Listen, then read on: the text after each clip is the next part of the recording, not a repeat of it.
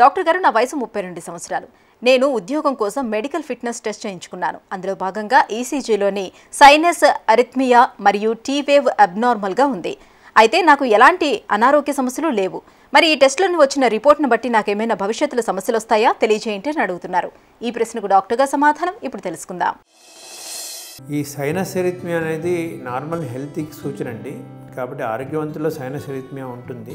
Sinus arrhythmia అనేది కేవలం శ్వాసతో heart rate ముడిపడడం ఉండడం వచ్చేటువంటి మార్పు, అదేమి జబ్బు కాదు. సైనస్ ఎరిథ్మియా గురించి మీరు మర్చిపోవచ్చు.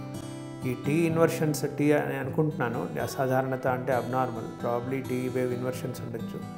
చాలామంది హెల్తీ పీపుల్లో కూడా టీ ఇన్వర్షన్స్ ఉంటాయి. కేవలం దాని గురించే భయపడము. అది కాన్ఫిగరేషన్ బట్టి ఉంటుంది. ఏమాత్రం అనుమానం ఉన్నా అది అబ్నార్మల్ అని చెప్పినా ఒకసారి చెప్పలేము దాని ఎలాంటి అబ్నార్మాలిటీ ఉందో.